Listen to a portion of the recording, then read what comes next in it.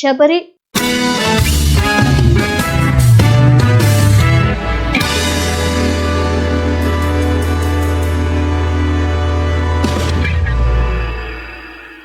ಈ ಪದ್ಯದ ಉದ್ದಿಷ್ಟಾನುಸಾರ ಪ್ರಾಮುಖ್ಯತೆಯನ್ನು ನೋಡೋದಾದ್ರೆ ಮಕ್ಕಳೇ, ಸ್ಮರಣೆಯಲ್ಲಿ 22 ಪ್ರಶ್ನೆಗಳನ್ನ 24 ಅಂಕಗಳಿಗೆ ಕೇಳಲಾಗತ್ತೆ.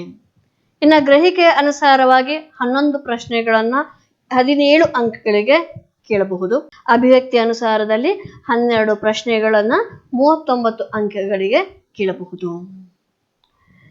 ಪ್ರಶ್ನಾನುಸಾರ ಪ್ರಾಮುಖ್ಯತೆಯನ್ನು ನೋಡೋದಾದ್ರೆ, ವಸ್ತುನಿಷ್ಠದಲ್ಲಿ 20 ಅಂಕಗಳಿಗೆ 20 ಪ್ರಶ್ನೆಗಳನ್ನ ಕೇಳಬಹುದು.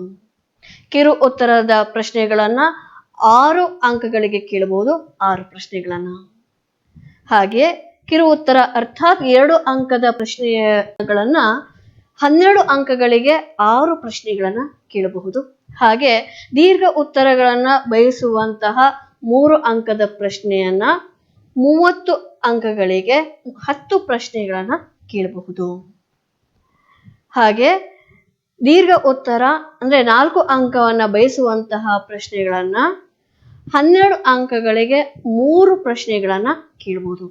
ಒಟ್ಟಾರೆಯಾಗಿ ಈ ಪದ್ಯದಲ್ಲಿ 80 ಅಂಕಗಳಿಗೆ 45 ಪ್ರಶ್ನೆಗಳನ್ನ ಸೃಷ್ಟಿ ಮಾಡಿ ಕೇಳುವಂತಹ ಅವಕಾಶಗಳು ಇದಾವೆ. ಹಾಗಿದ್ರೆ ಬನ್ನಿ ಮಕ್ಕಳೇ, ಯಾವ ರೀತಿಯಾದಂತಹ ಪ್ರಶ್ನೆಗಳನ್ನ ಕೇಳಬಹುದು ಅನ್ನೋದನ್ನ ನೋಡೋಣ. ಘ್ರಾಣೇಂದ್ರಿಯ ಪದವು ಈ ಸಂಧಿಗೆ ಸೇರಿದೆ. ಈ ಪ್ರಶ್ನೆಯನ್ನ 1 ಅಂಕಕ್ಕೆ ಕೇಳಲಾಗುತ್ತದೆ. ಇದು ಒಮ್ಮೆ ಪುನರಾವರ್ತನೆಯಾಗಿದೆ. ಇದು ನೇರವಾಗಿ ಕೇಳಲ್ಪಟ್ಟಿರುವಂತಹ ಪ್ರಶ್ನೆ. ಈ ಪ್ರಶ್ನೆಗೆ 4 ಆಯ್ಕೆಗಳನ್ನ ಕೊಡಲಾಗಿದೆ. ಗುಣ ಸಂಧಿ, ಸವರ್ಣ ದೀರ್ಘ ಸಂಧಿ, ಎಣ್ ಸಂಧಿ, ಜಸ್ತ್ವ ಸಂಧಿ.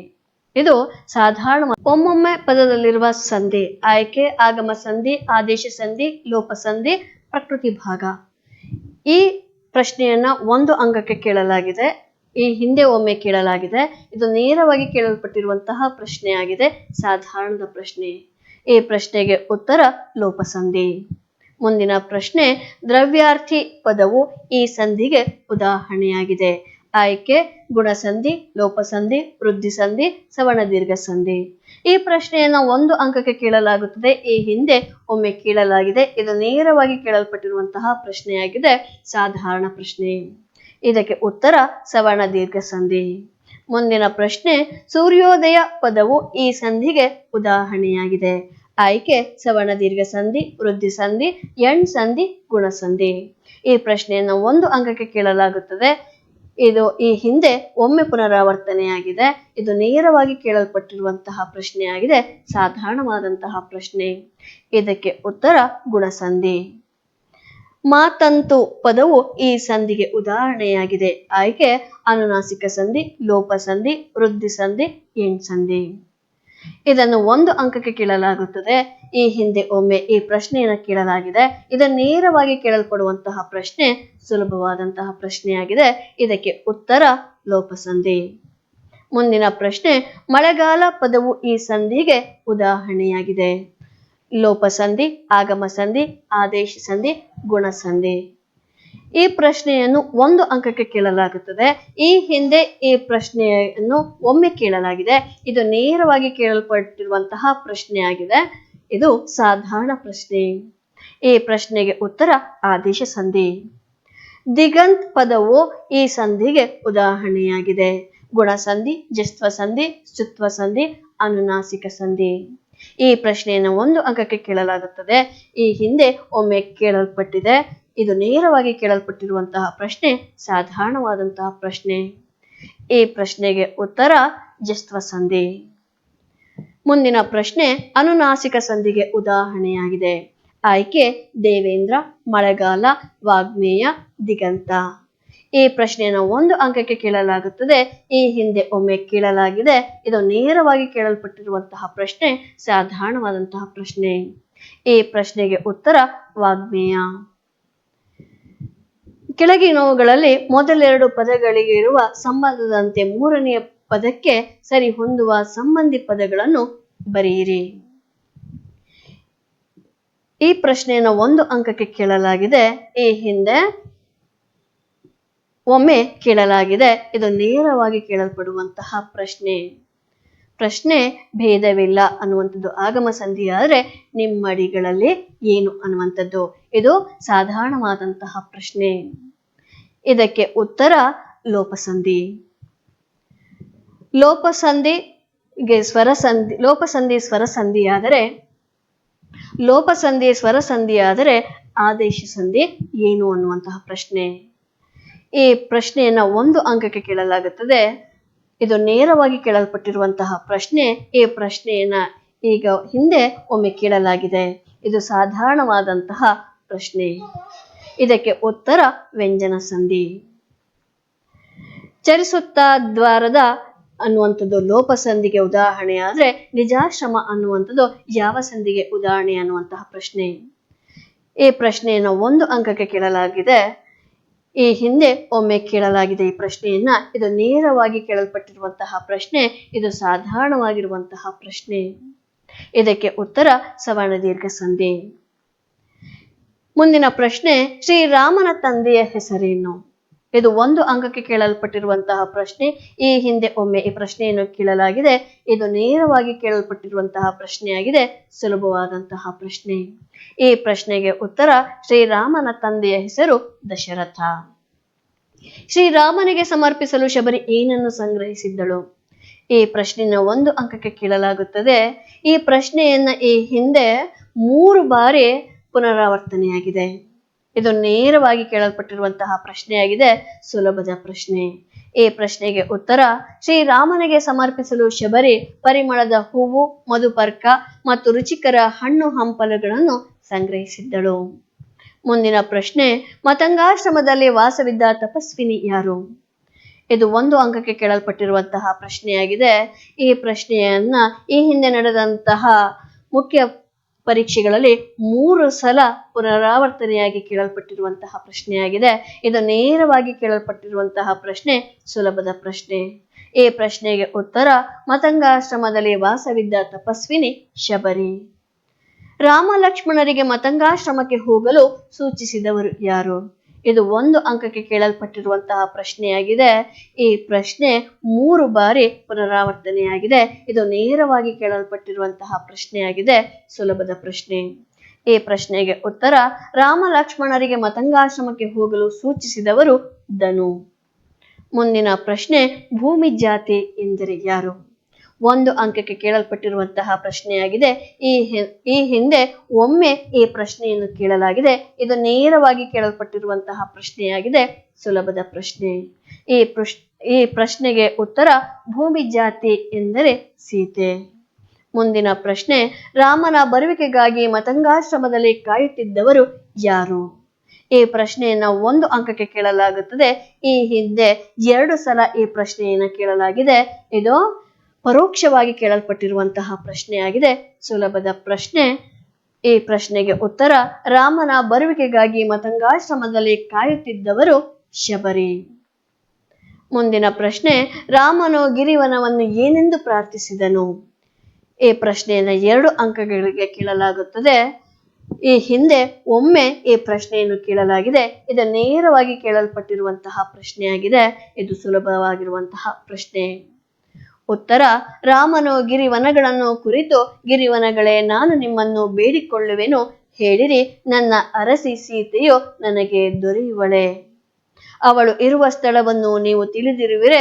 ನನ್ನ ವಿರಹ ವೇದನೆಯ ಬೇಗೆ ನನ್ನನ್ನು ಬಿಡದೆ ಈ ದುಃಖವು ನಾಶವಾಗುವುದಿಲ್ಲ ಎಂದು ಪ್ರಾರ್ಥಿಸಿದನು. ಲಕ್ಷ್ಮಣನು ಅಣ್ಣನನ್ನು ಹೇಗೆ ಸಂತೈಸಿದನು? ಈ ಪ್ರಶ್ನೆಯನ್ನು 2 ಅಂಕಗಳಿಗೆ ಕೇಳಲಾಗುತ್ತದೆ. ಈ ಹಿಂದೆ ಒಮ್ಮೆ ಈ ಪ್ರಶ್ನೆಯನ್ನ ಕೇಳಲಾಗಿದೆ. ಇದು ನೇರವಾಗಿ ಕೇಳಲ್ಪಟ್ಟಿರುವಂತಹ ಪ್ರಶ್ನೆಯಾಗಿದೆ. ಸುಲಭವಾದಂತಹ ಪ್ರಶ್ನೆಯಾಗಿದೆ. ಈ ಪ್ರಶ್ನೆಗೆ ಉತ್ತರ ಲಕ್ಷ್ಮಣನು ಸೀತೆಗಾಗಿ ಪರಿತಪಿಸುತ್ತಿದ್ದ ಅಣ್ಣನಾದ ರಾಮನನ್ನು ಕುರಿತು, ತಾಳಿಕೋ ಅಣ್ಣ ತಾಳಿಕೋ, ಸೂರ್ಯನೇ ತೇಜಗೆಡಲು ತೇಜಕ್ಕೆಡೆ ಯಾರು, ರಾಮನೇ ಧೈರ್ಯಗೆಡೆ ಸ್ಥೈರ್ಯಕ್ಕೆಡೆ ಯಾರು ಎಂದು ಹೇಳಿ ಸಂತೈಸಿದನು. ಮುಂದಿನ ಪ್ರಶ್ನೆ, ರಾಮನ ಸ್ವಾಗತಕ್ಕಾಗಿ ಶಬರಿ ಮಾಡಿಕೊಂಡಿದ್ದ ಸಿದ್ಧತೆಗಳೇನು? ಈ ಪ್ರಶ್ನೆಯನ್ನು 2 ಅಂಕಗಳಿಗೆ ಕೇಳಲಾಗುತ್ತದೆ. ಈ ಹಿಂದೆ ಒಮ್ಮೆ ಈ ಪ್ರಶ್ನೆಯನ್ನು ಕೇಳಲಾಗಿದೆ. ಇದು ನೇರವಾಗಿ ಕೇಳಲ್ಪಟ್ಟಿರುವಂತಹ ಪ್ರಶ್ನೆಯಾಗಿದೆ. ಸಾಧಾರಣವಾದಂತಹ ಪ್ರಶ್ನೆ.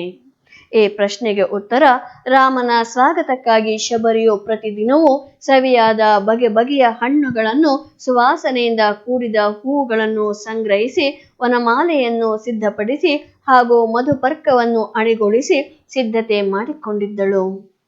ಮುಂದಿನ ಪ್ರಶ್ನೆ: ಶಬರಿಯು ರಾಮ ಲಕ್ಷ್ಮಣರನ್ನು ಉಪಚರಿಸಿದ ರೀತಿಯನ್ನು ವಿವರಿಸಿ. ಈ ಪ್ರಶ್ನೆಯನ್ನು 2 ಅಂಕಗಳಿಗೆ ಕೇಳಲಾಗುತ್ತದೆ. ಈ ಹಿಂದೆ ನಡೆದಂತಹ ಪರೀಕ್ಷೆಗಳಲ್ಲಿ 3 ಬಾರಿ ಈ ಪ್ರಶ್ನೆ ಪುನರಾವರ್ತನೆಗೊಂಡಿದೆ. ಇದು ನೇರವಾಗಿ ಕೇಳಲ್ಪಟ್ಟಿರುವಂತಹ ಪ್ರಶ್ನೆಯಾಗಿದೆ, ಸಾಧಾರಣವಾದಂತಹ ಪ್ರಶ್ನೆ.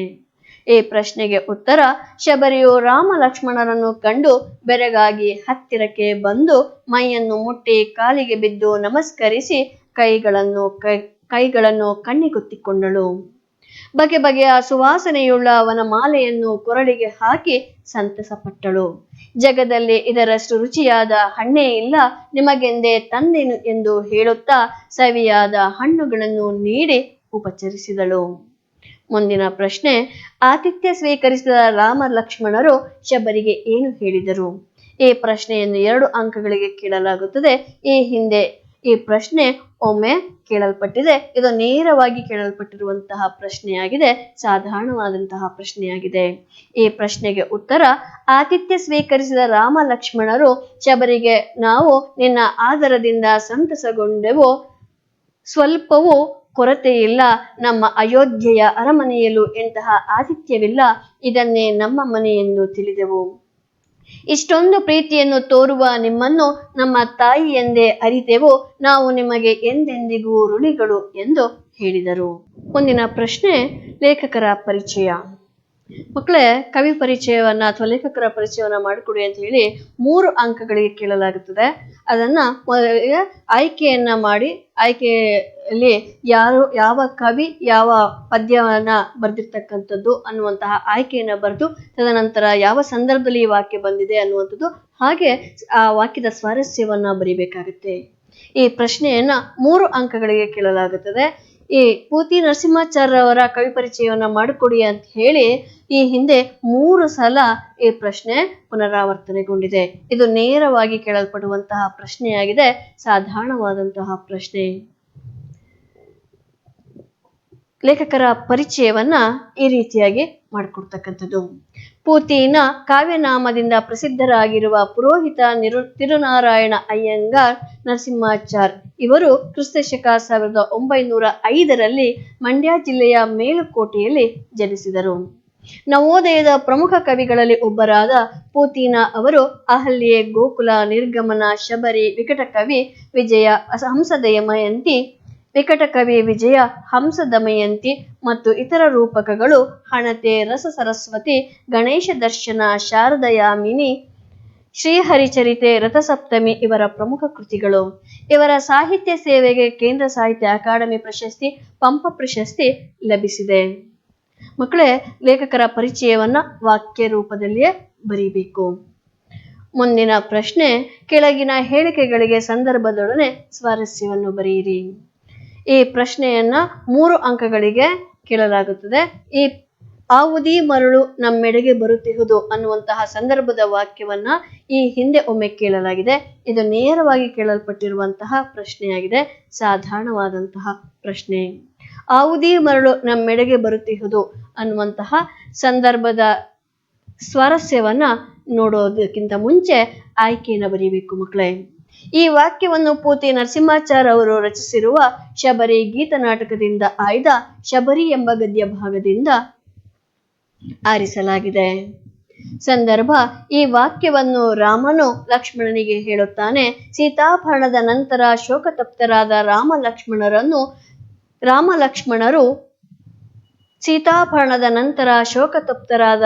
ಲಕ್ಷ್ಮಣರು ಸೀತೆಯನ್ನು ಹುಡುಕುತ್ತಾ ಬರುವಾಗ ತಪಸ್ವಿ ಧನು ಮಹರ್ಷಿಗಳು ಸಿಗುತ್ತಾರೆ. ಅವರ ಸೂಚನೆಯಂತೆ ಮತಂಗಾಶ್ರಮವನ್ನು ಪ್ರವೇಶಿಸುವ ಸಂದರ್ಭದಲ್ಲಿ ಎದುರಿಗೆ ಬರುತ್ತಿದ್ದ ವೃದ್ಧೆಯನ್ನು ಕಂಡ ರಾಮನು, ಅಗೋ ನೋಡು ಲಕ್ಷ್ಮಣ, ಆವುದಿ ಮರಳು ನಮ್ಮೆಡೆಗೆ ಬರುತ್ತಿಹುದು, ಏನೆಂದು ತಿಳಿಯೋಣ ಎಂದು ಲಕ್ಷ್ಮಣನಿಗೆ ಹೇಳಿದ ಸಂದರ್ಭವಾಗಿದೆ. ಸ್ವಾರಸ್ಯ, ಶ್ರೀರಾಮನ ದರ್ಶನಕ್ಕಾಗಿ ಕಾದು ಕಾತರಿಸಿ ಹುಚ್ಚಿಯಂತೆ ಆಗಿದ್ದ ವೃದ್ಧೆ ಶಬರಿಯನ್ನು ಕಂಡು ರಾಮ ಲಕ್ಷ್ಮಣರು ಭಯಗೊಂಡದ್ದನ್ನು ಈ ಮಾತಿನಲ್ಲಿ ಸ್ವಾರಸ್ಯಪೂರ್ಣವಾಗಿ ವರ್ಣಿಸಲಾಗಿದೆ. ಮುಂದಿನ ವಾಕ್ಯ, ನಾಚುತಿಹೆ ನೀ ಪೂಜ್ಯಯೇ ನಲುಮೆಯಿಂದ. ಈ ಪ್ರಶ್ನೆಯನ್ನು 3 ಅಂಕಗಳಿಗೆ ಕೇಳಲಾಗುತ್ತದೆ. ಈ ಪ್ರಶ್ನೆಯನ್ನು ಈ ಹಿಂದೆ ಒಮ್ಮೆ ಕೇಳಲಾಗಿದೆ. ಇದು ನೇರವಾಗಿ ಕೇಳಲ್ಪಟ್ಟಿರುವಂತಹ ಪ್ರಶ್ನೆಯಾಗಿದೆ, ಸಾಧಾರಣವಾದಂತಹ ಪ್ರಶ್ನೆ. ಆಯ್ಕೆ, ಈ ವಾಕ್ಯವನ್ನು ಪೂತಿ ನರಸಿಂಹಾಚಾರ್ಯ ಅವರು ರಚಿಸಿರುವ ಶಬರಿ ಗೀತ ನಾಟಕದಿಂದ ಆಯ್ದ ಶಬರಿ ಎಂಬ ಗದ್ಯ ಭಾಗದಿಂದ ಆರಿಸಲಾಗಿದೆ. ಸಂದರ್ಭ, ಈ ಮಾತನ್ನು ರಾಮನು ಲಕ್ಷ್ಮಣನಿಗೆ ಹೇಳುತ್ತಾನೆ. ಶಬರಿ ಶ್ರೀರಾಮನಿಗೋಸ್ಕರ ತಳಿರು, ಹೂವು, ಹಣ್ಣು, ಹಂಪಲುಗಳನ್ನು ಕೊಂಡು ಬರುವಾಗ ಅವನು ತಿನ್ನದ ಈ ಅತಿ ಸವಿಯಾದ ಹಣ್ಣುಗಳನ್ನು ಏನು ಮಾಡಲಿ, ಈ ಮಧುಪರ್ಕವನ್ನು ನಾನು ಯಾರಿಗೆ ನೀಡಲಿ ಎಂದು ಹಾಡುತ್ತಾ ರಾಮಧ್ಯಾನದಲ್ಲಿ ತೊಡಗಿರುತ್ತಾಳೆ. ಇದನ್ನು ಕಂಡ ಶ್ರೀರಾಮ ಮೇಲಿನ ಮಾತನ್ನು ಲಕ್ಷ್ಮಣನಿಗೆ ಹೇಳುತ್ತಾನೆ. ಸ್ವಾರಸ್ಯ, ಪೂಜ್ಯೆಯಾದ ಶಬರಿಯು ತನ್ನನ್ನು ಪ್ರೀತಿಯಿಂದ ನೆನೆಯುತ್ತಾ ಹಂಬಲಿಸುತ್ತಾ ಇರುವ ದೃಶ್ಯವನ್ನು ನೋಡಿ ರಾಮನು ಈ ಪೂಜ್ಯಳ ಅನುರಾಗದಿಂದ ನಾನು ನಾಚುತ್ತಿರುವೆನು ಎಂದು ಹೇಳುವುದು ಸ್ವಾರಸ್ಯಪೂರ್ಣವಾಗಿದೆ. ಮುಂದಿನ ಪ್ರಶ್ನೆ, ತಾಯಿ ದಾರಿಗರಿಗೆ ಬೀಡಿಲ್ಲಿ ದೊರೆಯುವುದೇ. ಈ ಪ್ರಶ್ನೆಯನ್ನು 3 ಅಂಕಗಳಿಗೆ ಕೇಳಲಾಗುತ್ತದೆ. ಈ ಪ್ರಶ್ನೆಯನ್ನ ಈ ಹಿಂದೆ 3 ಸಲ ಕೇಳಲಾಗಿದೆ. ಇದು ನೇರವಾಗಿ ಕೇಳಲ್ಪಟ್ಟಿರುವಂತಹ ಪ್ರಶ್ನೆಯಾಗಿದೆ, ಸಾಧಾರಣವಾದಂತಹ ಪ್ರಶ್ನೆ. ಆಯ್ಕೆ, ಈ ವಾಕ್ಯವನ್ನು ಪೂತಿನ ಅವರು ರಚಿಸಿರುವ ಶಬರಿ ಗೀತ ನಾಟಕದಿಂದ ಆಯ್ದ ಶಬರಿ ಎಂಬ ಗದ್ಯ ಭಾಗದಿಂದ ಆರಿಸಲಾಗಿದೆ. ಸಂದರ್ಭ, ಈ ಮಾತನ್ನು ರಾಮನು ಶಬರಿಗೆ ಕೇಳಿದನು. ರಾಮ ಲಕ್ಷ್ಮಣರು ಮತಂಗಾಶ್ರಮವನ್ನು ಪ್ರವೇಶಿಸುವ ಸಂದರ್ಭದಲ್ಲಿ ಶಬರಿಯು ಎಂದು ರಾಮನನ್ನು ಕಾಣುವೆನೋ, ದಶರಥನ ಮಗನಂತೆ, ಸಾಧು ಸಜ್ಜನರ ಮಿತ್ರನಂತೆ, ಗುರುಗಳು ತಪಸ್ವಿಗಳು ಮೆಚ್ಚಿದಂತ ಸನ್ಮಂಗಳ ಮೂರ್ತಿಯನ್ನು ಎಂದು ಕಾಣುವೆನೋ ಎಂದು ಶ್ರೀರಾಮನ ಗುಣಗಾನ ಮಾಡುತ್ತಾ ಹಾಡುತ್ತಿರುತ್ತಾಳೆ. ಅಲ್ಲಿಗೆ ಬಂದ ರಾಮ ಶಬರಿಯ ಬಳಿಗೆ ಬಂದು, ತಾಯಿ ದಾರಿಗರಿಗೆ ಬೀಡಿಲ್ಲಿ ದೊರೆಯುವುದೇ ಎಂದು ಕೇಳಿದ ಸಂದರ್ಭ ಇದಾಗಿದೆ. ಸ್ವಾರಸ್ಯ, ತನಗಾಗಿ ಹಂಬಲಿಸುತ್ತಿರುವ, ಗುಣಗಾನ ಮಾಡುತ್ತಿರುವ ಶಬರಿಯನ್ನು ಕುರಿತು ರಾಮನು ಏನೂ ಅರಿಯದವನಂತೆ ತಾಯಿ ಪ್ರಯಾಣಿಕರಿಗೆ ಇಲ್ಲಿ ಆಶ್ರಯ ಸಿಗುವುದೇ ಎಂದು ಕೇಳಿದ್ದಾರೆ. ಮುಂದಿನ ಪ್ರಶ್ನೆ, ರೂಪಿನಂತೆ ಮಾತು ಕೂಡ ಎರೆತುದಾರವಾಗಿದೆ. ಈ ಪ್ರಶ್ನೆಯನ್ನ 3 ಅಂಕಗಳಿಗೆ ಕೇಳಲಾಗುತ್ತದೆ. ಈ ಹಿಂದೆ ಒಮ್ಮೆ ಕೇಳಲಾಗಿದೆ. ಇದು ನೇರವಾಗಿ ಕೇಳಲ್ಪಟ್ಟಿರುವಂತಹ ಪ್ರಶ್ನೆಯಾಗಿದೆ, ಸಾಧಾರಣವಾದಂತಹ ಪ್ರಶ್ನೆ. ಆಯ್ಕೆ, ಈ ವಾಕ್ಯವನ್ನು ಪೂತಿನ ಅವರು ರಚಿಸಿರುವ ಶಬರಿ ಗೀತ ನಾಟಕದಿಂದ ಆಯ್ದ ಶಬರಿ ಎಂಬ ಗದ್ಯ ಭಾಗದಿಂದ ಆರಿಸಲಾಗಿದೆ. ಸಂದರ್ಭ, ಈ ಮಾತನ್ನು ಶಬರಿಯು ರಾಮನಿಗೆ ಹೇಳುತ್ತಾಳೆ. ಶಬರಿಯ ಆತಿಥ್ಯ ಸ್ವೀಕರಿಸಿದ ರಾಮನು, ನಮ್ಮ ಅಯೋಧ್ಯೆಯ ಅರಮನೆಯಲ್ಲೂ ಇದಕ್ಕಿಂತ ಹಿತವಾದದ್ದು ಇಲ್ಲ. ಇಂದು ನಾವು ಇದನ್ನು ಮರೆತು ಅರಮನೆಯೆಂದೇ ತಿಳಿದೆವು. ಇಷ್ಟೊಂದು ಪ್ರೀತಿ ತೋರುವ ನಿನ್ನನ್ನು ತಾಯಿ ಎಂದೇ ತಿಳಿದೆವು ಎಂದು ಶಬರಿಗೆ ಹೇಳಿದಾಗ, ಶಬರಿ, ನಿನ್ನ ರೂಪಿನಂತೆ ಮಾತು ಕೂಡ ಎರೆತು ಉದಾರವಾಗಿದೆ, ನಾನು ಇಂದು ಧನ್ಯಳಾಗಿದ್ದೇನೆ ಎಂದು ರಾಮನಿಗೆ ಹೇಳಿದ ಸಂದರ್ಭ ಇದಾಗಿದೆ. ಸ್ವಾರಸ್ಯ, ರಾಮನ ರೂಪದಂತೆ ಮಾತು ಕೂಡ ಎಷ್ಟೊಂದು ಉದಾರವಾಗಿದೆ ಎಂದು ಹೇಳುವ ಮೂಲಕ ಶಬರಿಯು ರಾಮನ ವ್ಯಕ್ತಿತ್ವವನ್ನು ಬಹು ಸ್ವಾರಸ್ಯಪೂರ್ಣವಾಗಿ ವರ್ಣಿಸಿದ್ದಾಳೆ. ಮುಂದಿನ ಪ್ರಶ್ನೆ, ಬೆಳಕಿಗೊಲಿದವರ್ ಉರಿವ ಬತ್ತಿಯ ಕರುಕ ಕಾಣರು. ಈ ಪ್ರಶ್ನೆಯನ್ನು 3 ಅಂಕಗಳಿಗೆ ಕೇಳಲಾಗುತ್ತದೆ. ಈ ಹಿಂದೆ 2 ಸಲ ಈ ಪ್ರಶ್ನೆ ಪುನರಾವರ್ತನೆಯಾಗಿದೆ. ಇದು ನೇರವಾಗಿ ಕೇಳಲ್ಪಟ್ಟಿರುವಂತಹ ಪ್ರಶ್ನೆಯಾಗಿದೆ, ಸಾಧಾರಣವಾದಂತಹ ಪ್ರಶ್ನೆ. ಆಯ್ಕೆ, ಈ ವಾಕ್ಯವನ್ನು ಪೂತಿನ ಅವರು ರಚಿಸಿರುವ ಶಬರಿ ಗೀತ ನಾಟಕದಿಂದ ಆಯ್ದ ಶಬರಿ ಎಂಬ ಗದ್ಯ ಭಾಗದಿಂದ ಆರಿಸಲಾಗಿದೆ. ಸಂದರ್ಭ, ರಾಮನ ದರ್ಶನ ಭಾಗ್ಯದಿಂದ ಸಂತೃಪ್ತಗೊಂಡ ಶಬರಿ ಮುಕ್ತಿಯನ್ನು ಪಡೆಯಲು ರಾಮ ಲಕ್ಷ್ಮಣರ ಎದುರಿನಲ್ಲಿಯೇ ಅಗ್ನಿ ಪ್ರವೇಶ ಮಾಡುವಳು. ಆಗ ರಾಮ ಲಕ್ಷ್ಮಣರು ಶಬರಿಯ ಭಕ್ತಿ ನಿಷ್ಠೆಯನ್ನು ಕುರಿತು ಮಾತನಾಡುವ ಸಂದರ್ಭದಲ್ಲಿ ಶ್ರೀರಾಮನು ಈ ಮೇಲಿನ ಮಾತನ್ನು ಹೇಳುತ್ತಾನೆ. ಸ್ವಾರಸ್ಯ, ಜಗತ್ತಿನಲ್ಲಿ ದೀಪದ ಬೆಳಕಿನಷ್ಟೇ ನೋಡುವವರು ಇದ್ದಾರೆ, ಬತ್ತಿಯ ಕಪ್ಪನ್ನು ನೋಡುವುದಿಲ್ಲ.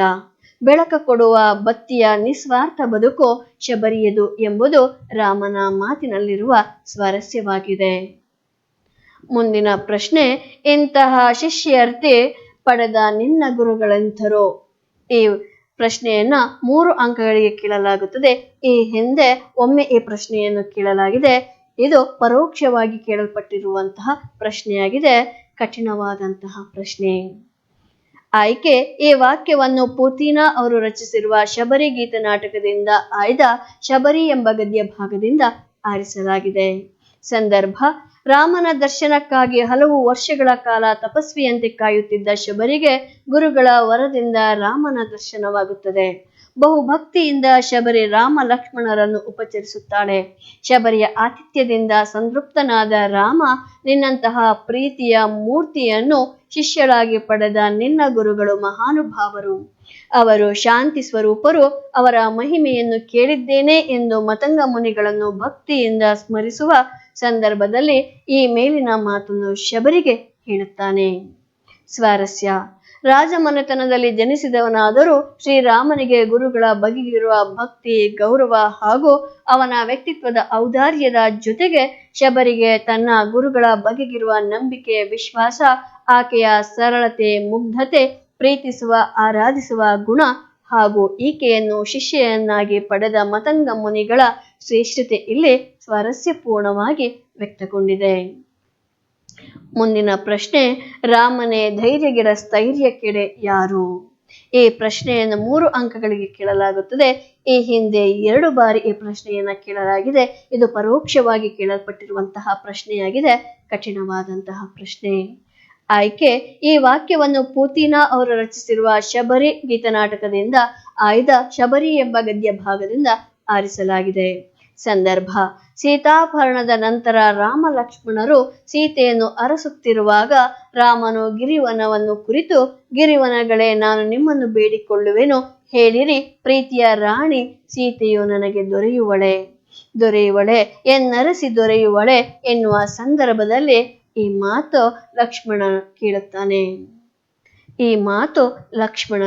ಹೇಳುತ್ತಾನೆ. ಸ್ವಾರಸ್ಯ: ಸೀತೆಗಾಗಿ ಪರಿತಪಿಸುತ್ತಿದ್ದ ಅಣ್ಣನಾದ ರಾಮನನ್ನು ಕುರಿತು, ತಾಳಿಕೋ ಅಣ್ಣ ತಾಳಿಕೋ, ಸೂರ್ಯನೇ ತೇಜಗೆಡಲು ಕಾಂತಿಯನ್ನು ನೀಡುವವರು ಯಾರು? ರಾಮನೇ ಧೈರ್ಯಗೆಡಲು ಲೋಕಕ್ಕೆ ಸ್ಥೈರ್ಯ ನೀಡುವವರು ಯಾರು ಎಂದು ಲಕ್ಷ್ಮಣನು ಹೇಳುವ ಮಾತು ಸ್ವಾರಸ್ಯಪೂರ್ಣವಾಗಿ ವ್ಯಕ್ತಗೊಂಡಿದೆ. ಮುಂದಿನ ಪ್ರಶ್ನೆ: ಶಬರಿಯ ಚಿಂತೆ ಹಿಂಗಿ ಹೋದ ಸಂದರ್ಭದ ಸ್ವಾರಸ್ಯವನ್ನು ವಿವರಿಸಿ. ಈ ಪ್ರಶ್ನೆಯನ್ನ 4 ಅಂಕಗಳಿಗೆ ಕೇಳಲಾಗುತ್ತದೆ. ಈ ಹಿಂದೆ ನಡೆದಿರುವಂತಹ ಪರೀಕ್ಷೆಗಳಲ್ಲಿ 3 ಬಾರಿ ಈ ಪ್ರಶ್ನೆ ಪುನರಾವರ್ತನೆಗೊಂಡಿದೆ. ಇದು ನೇರವಾಗಿ ಕೇಳಲ್ಪಟ್ಟಿರುವಂತಹ ಪ್ರಶ್ನೆಯಾಗಿದೆ, ಸಾಧಾರಣವಾದಂತಹ ಪ್ರಶ್ನೆ. ಈ ಪ್ರಶ್ನೆಗೆ ಉತ್ತರ: ಇದರಿಂದ ರಾಮನ ಆಧ್ಯಾತ್ಮಿಕ ಶಕ್ತಿ, ನೈತಿಕ ಬಲ ಹಾಗೂ ದೈವತ್ವ ಎದ್ದು ಕಾಣುತ್ತದೆ. ಹೀಗಾಗಿ ಈ ವಾಕ್ಯವು ರಾಮನ ಪರಾಕ್ರಮ, ಸ್ಥೈರ್ಯ ಹಾಗೂ ಲೋಕಕ್ಕೆ ಧೈರ್ಯ ನೀಡುವ ಶಕ್ತಿಯನ್ನು ಪ್ರತಿಪಾದಿಸುತ್ತದೆ. ಶಬರಿ ಶ್ರೀರಾಮನ ದರ್ಶನದ ಚಿಂತೆಯಲ್ಲಿ ಇದ್ದಾಗ ಒಂದು ದಿನ ರಾಮ ಲಕ್ಷ್ಮಣರು ಮತಂಗಾಶ್ರಮಕ್ಕೆ ಬರುತ್ತಾರೆ. ರಾಮನನ್ನು ಕಂಡು ಹತ್ತಿರಕ್ಕೆ ಬಂದು ಮೈಯನ್ನು ಮುಟ್ಟಿ ಪಾದಕ್ಕೆ ಬಿದ್ದಳು. ಕೈಯನ್ನು ಕಣ್ಣಿಗೆ ಒತ್ತಿಕೊಂಡು ತನ್ನ ಮನದ ಬಯಕೆಯಂತೆ ಹೂಮಾಲೆಯನ್ನು ರಾಮನ ಕೊರಳಿಗೆ ಹಾಕಿ ಸಂಭ್ರಮಿಸಿದಳು. ತಾನು ತಂದಿದ್ದ ರುಚಿಯಾದ ಹಣ್ಣುಗಳನ್ನು, ಮಧುಪರ್ಕವನ್ನು ಸವಿಯಲು ಕೊಟ್ಟಳು. ಶಬರಿಯ ಆತಿಥ್ಯದಿಂದ ರಾಮ ಲಕ್ಷ್ಮಣರು ಸಂಪ್ರಸನ್ನರಾಗಿ ಮಂದಹಾಸ ತೋರಿದರು. ಇದನ್ನು ನೋಡಿದ ಶಬರಿ ಧನ್ಯತಾಭಾವದಿಂದ ಕೂಡಿದಳು. ಸುಖಿ ನಾನು, ಆಸೆ ತೀರಿ ಹಾಯಾಗಿರುವೆನು. ನನ್ನ ಹಂಬಲ ಅಳಿದು ಸಂತೋಷ ತುಂಬಿದೆ, ನನ್ನ ಮನ ಮುಕ್ತಿ ಬಯಸಿ ನಿಂತಿದೆ ಎಂದು ಹಾಡುತ್ತಾಳೆ. ಇದನ್ನು ಕಂಡ ರಾಮ, ತಾಯಿ, ನಿನ್ನ ಪ್ರೀತಿಯಲ್ಲಿ, ನಿನ್ನ ಸುಖದಲ್ಲಿ ನಾವು ಸುಖಿಗಳಾಗಿದ್ದೇವೆ. ಆನಂದ ಕಾಣುವ ಪುಣ್ಯಕ್ಕೆ ಎಂದೆಂದಿಗೂ ನಿನಗೆ ನಾವು ಚಿರಋಣಿಗಳಾಗಿದ್ದೇವೆ ಎಂದಾಗ ಶಬರಿಯು, ರಾಮ, ನನಗೆ ಬಹಳ ಸಂತೋಷವಾಯಿತು. ಕೊನೆಗೂ ನನ್ನಾಸೆಯ ದಾರಿ ಹಿಡಿದು ಬಂದಿರಲವೇ? ದಣಿದು ಬಂದ ನಿಮಗೆ ಈಗ ಸಮಾಧಾನವಾಯಿತಾ? ಹಸಿವು ಬಾಯಾರಿಕೆ ನೀಗಿತಾ? ಅಯ್ಯೋ, ಇವಳು ಬಡವಳು, ಒಬ್ಬಳೇ ಏನು ಮಾಡುತ್ತಾಳೆ ಎಂದು ನನ್ನ ಮೇಲೆ ದಯೆ ತೋರಿದಿರಾ ಎಂದಾಗ ತಾಯಿ, ನಿಮ್ಮ ಆತಿಥ್ಯದಲ್ಲಿ ಸ್ವಲ್ಪವೂ ಕೊರತೆ ಕಾಣಲಿಲ್ಲ. ನಮ್ಮ ಅಯೋಧ್ಯೆಯ ಅರಮನೆಯಲ್ಲೂ ಕೂಡ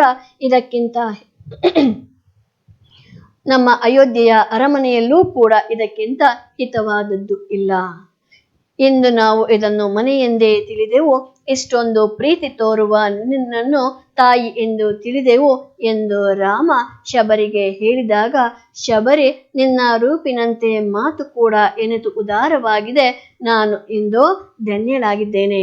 ಮತಂಗ ತಪಸ್ವಿಗಳು ನೀಡಿದ ವರವೆಂದು ನನಗೆ ಫಲ ನೀಡಿದೆ, ನಿಮ್ಮನ್ನು ಕಂಡ ಪುಣ್ಯವಂತೆ ನಾನು, ನನ್ನ ಚಿಂತೆಯೆಲ್ಲ ಹಿಂಗಿ ಹೋಯಿತು ಎನ್ನುತ್ತಾಳೆ. ಮುಂದಿನ ಪ್ರಶ್ನೆ, ಶಬರಿಯ ಸಡಗರ ಸಂತೋಷ ಮೇಳದವರ ಹಾಡಿನಲ್ಲಿ ಹೇಗೆ ವರ್ಣಿತವಾಗಿದೆ? ಈ ಪ್ರಶ್ನೆಯನ್ನು 4 ಅಂಕಗಳಿಗೆ ಕೇಳಲಾಗುತ್ತದೆ. ಈ ಪ್ರಶ್ನೆಯನ್ನ ಈ ಹಿಂದೆ ಒಮ್ಮೆ ಕೇಳಲಾಗಿದೆ. ಇದು ನೇರವಾಗಿ ಕೇಳಲ್ಪಟ್ಟಿರುವಂತಹ ಪ್ರಶ್ನೆಯಾಗಿದೆ, ಸಾಧಾರಣವಾದಂತಹ ಪ್ರಶ್ನೆ. ಈ ಪ್ರಶ್ನೆಗೆ ಉತ್ತರ, ಧನು ಮಹರ್ಷಿಗಳ ಸೂಚನೆಯಂತೆ ಶ್ರೀರಾಮ ಲಕ್ಷ್ಮಣರು ಆಶ್ರಮದ ಮುಂದೆ ಬಂದು ನಿಂತಿರುವುದ ಕಂಡು ಶಬರಿ ಬೆರಗಾದಳು. ಬೆರಗು ಕಳೆದ ಮೇಲೆ ರಾಮನ ಹತ್ತಿರಕ್ಕೆ ಬಂದು ಮೈಯನ್ನು ಮುಟ್ಟಿ ಪಾದಕ್ಕೆ ಬಿದ್ದಳು. ಕೈಯನ್ನು ಕಣ್ಣಿಗೆ ಒತ್ತಿಕೊಂಡು ಆನಂದದಿಂದ ಕಣ್ಣೀರನ್ನು ಸುರಿಸಿದಳು. ಬನ್ನಿರಿ ಎಂದು ಗದ್ಗದಿಸುತ್ತಾ, ಅಯ್ಯೋ ಏನೂ ಸಿದ್ಧತೆಯೇ ಇಲ್ಲ, ನಿನ್ನೆಯಷ್ಟು ಚೆಂದವಿಲ್ಲ ಎನ್ನುತ್ತಾ ಬಹಳ ಹಂಬಲಿಸಿದಳು. ತನ್ನ ಮನದ ಬಯಕೆಯಂತೆ ಬಗೆ ಬಗೆಯ ಸುವಾಸನೆಯನ್ನು ಬೀರುವ ಕಾಡಿನ ಹೂವುಗಳಿಂದ ಮಾಡಿದ ಮಾಲೆಯನ್ನು ರಾಮನ ಕುರಳಿಗೆ ಹಾಕಿ ಸಂಭ್ರಮಿಸಿದಳು. ತಾನು ತಂದಿದ್ದ ರುಚಿಯಾದ ಹಣ್ಣುಗಳನ್ನು ತಾನೇ ರಾಮ ಲಕ್ಷ್ಮಣರ ಕೈಯೊಳಗೆ ಇಟ್ಟು, ಜಗದೊಳಗೆ ಇದರಷ್ಟು ರುಚಿಯಾದ ಹಣ್ಣು ಯಾವುದು ಇಲ್ಲ, ನಿಮಗಾಗಿಯೇ ತಂದಿರುವೆನು ಎಂದು ತಿನ್ನಲು ಹೇಳಿದಳು. ಮಧುಪರ್ಕವನ್ನು ಸವಿಯಲು ಕೊಟ್ಟಳು. ಶಬರಿಯ ಆತಿಥ್ಯದಿಂದ ರಾಜಕುಮಾರರಾದ ರಾಮ ಲಕ್ಷ್ಮಣರು ತೃಪ್ತರಾದರು. ಇದನ್ನು ನೋಡಿದ ಶಬರಿ ಧನ್ಯತಾ ಭಾವದಿಂದ ಮಂದಹಾಸ ಬೀರಿದಳು. ಹೀಗೆ ಶಬರಿಯ ಸಡಗರ ಸಂತೋಷ ಮೇಳದವರು ಹಾಡಿನಲ್ಲಿ ವರ್ಣಿಸುತ್ತಾರೆ. ಮುಂದಿನ ಪ್ರಶ್ನೆ, ನಂಬಿಕೆಟ್ಟವರಿಲ್ಲ ಎಂಬ ಮಾತು ಶಬರಿಯ ಪಾಲಿಗೆ ಹೇಗೆ ನಿಜವಾಗಿದೆ? ಈ ಪ್ರಶ್ನೆಯನ್ನ 4 ಅಂಕಗಳಿಗೆ ಕೇಳಲಾಗುತ್ತದೆ. ಈ ಹಿಂದೆ ಈ ಪ್ರಶ್ನೆಯನ್ನ 3 ಬಾರಿ ಕೇಳಲಾಗಿದೆ. ಇದು ನೇರವಾಗಿ ಕೇಳಲ್ಪಟ್ಟಿರುವಂತಹ ಪ್ರಶ್ನೆಯಾಗಿದೆ. ಇದು ಸಾಧಾರಣವಾದಂತಹ ಪ್ರಶ್ನೆ. ಈ ಪ್ರಶ್ನೆಗೆ ಉತ್ತರ, ಶಬರಿ ಮತಂಗಾಶ್ರಮದಲ್ಲಿ ಇದ್ದಳು. ಶ್ರೀರಾಮನ ಗುಣ ಸ್ವಭಾವಗಳ ಸೆಳೆತಕ್ಕೆ ಸಿಕ್ಕಿ ಅವನನ್ನು ಕಾಣುವುದೇ ಜೀವನದ ಏಕೈಕ ಗುರಿ ಎಂಬಂತೆ ಇರುತ್ತಾಳೆ. ಗುಣ ಸ್ವಭಾವಗಳ ಸೆಳೆತಕ್ಕೆ ಸಿಕ್ಕಿ ಅವನನ್ನು ಕಾಣುವುದೇ ಜೀವನದ ಏಕೈಕ ಗುರಿ ಎಂಬಂತೆ ಇರುತ್ತಾಳೆ. ಮತಂಗ ಋಷಿಗಳು ಶಬರಿಯ ಮನದ ಹಂಬಲವನ್ನು ತಿಳಿದು ಇಲ್ಲಿಗೆ ಶ್ರೀರಾಮ ಬಂದೇ ಬರುತ್ತಾನೆ, ಅವನ ದರ್ಶನ ಪಡೆದರೆ ಮುಕ್ತಿ ಸಿಗುತ್ತದೆ ಎಂದು ಹೇಳಿದ್ದರು. ಅದರಂತೆ ಶಬರಿ ಮತಂಗ ಋಷಿಗಳ ಮಾತನ್ನು ನಂಬಿ ಶ್ರೀರಾಮನ ದರ್ಶನಕ್ಕಾಗಿ ಕಾಯುತ್ತಿದ್ದಳು. ಮತಂಗ ಋಷಿಗಳು ದಿವ್ಯ ಲೋಕವನ್ನು ಸೇರಿದ ಬಳಿಕ ರಾಮ ಧ್ಯಾನದಲ್ಲಿ ತೊಡಗಿ ರಾಮನ ದರ್ಶನಕ್ಕಾಗಿ ಕಾದಿದ್ದಳು. ಶ್ರೀರಾಮನಿಗಾಗಿ ದಿನಾಲು ಹೂ ಹಣ್ಣು ಹಂಪಲುಗಳನ್ನು ತಂದು ರಾಮ ಎಂದು ಬರುವನೋ ಬರುವುದಿಲ್ಲವೋ ಎಂಬ ಚಿಂತೆಯಲ್ಲಿ ಇರುತ್ತಾಳೆ. ಮತಂಗರ ಮಾತಿನಂತೆ ಒಂದು ದಿನ ರಾಮ ಲಕ್ಷ್ಮಣರು ಮತಂಗಾಶ್ರಮಕ್ಕೆ ಬರುತ್ತಾರೆ. ಶಬರಿಯು ಶ್ರೀರಾಮನ ದರ್ಶನದಿಂದ ಪುಳಕಿತಳಾಗುತ್ತಾಳೆ. ತನ್ನ ಮನದ ಬಯಕೆಯಂತೆ ಹೂಮಾಲೆಯನ್ನು ಹಾಕಿ ಹಣ್ಣು ಹಂಪಲುಗಳನ್ನು ಕೊಟ್ಟು ತನ್ನ ಮನದ ಬಯಕೆಯನ್ನು ಈಡೇರಿಸಿಕೊಂಡು ಧನ್ಯಳಾಗುತ್ತಾಳೆ, ಮುಕ್ತಿಯನ್ನು ಪಡೆಯುತ್ತಾಳೆ. ಹೀಗೆ ತಾಳಿದವನು ಬಾಳಿಯಾನು ಎನ್ನುವಂತೆ ಶಬರಿ ಶ್ರೀರಾಮನಿಗೋಸ್ಕರ ಕಾದಳು. ಆದ್ದರಿಂದ ನಂಬಿಕೆಟ್ಟವರಿಲ್ಲ ಎಂಬ ಮಾತು ಶಬರಿಯ ಪಾಲಿಗೆ ನಿಜವಾಗಿದೆ. ಮಕ್ಕಳೇ, ಇದಿಷ್ಟು ಕೂಡ ಪೋತಿನ ಅವರು ಬರೆದಿರ್ತಕ್ಕಂತಹ ಶಬರಿ ಅನ್ನುವಂತಹ ಪದ್ಯದ ಆಧಾರಿತವಾಗಿ ಮುಂಬರುವಂತಹ ಪರೀಕ್ಷೆಗಳಲ್ಲಿ ಯಾವ ರೀತಿಯಾಗಿ ಪ್ರಶ್ನೆಗಳನ್ನು ಕೇಳಬಹುದು, ಹಾಗೆ ಕೇಳುವಂತಹ ಪ್ರಶ್ನೆಗಳಿಗೆ ಹೇಗೆ ಉತ್ತರವನ್ನು ನೀಡಬೇಕು, ಹಾಗೂ ಈ ಹಿಂದೆ ಯಾವೆಲ್ಲ ಪ್ರಶ್ನೆಗಳನ್ನ ಎಷ್ಟೆಷ್ಟು ಅಂಕಗಳಿಗೆ ಹೇಗೆ ಕೇಳಿದ್ದಾರೆ ಅನ್ನುವಂಥ ಎಲ್ಲ ವಿಚಾರಗಳನ್ನ ತಿಳಿದುಕೊಂಡ್ರೆ ಧನ್ಯವಾದಗಳು.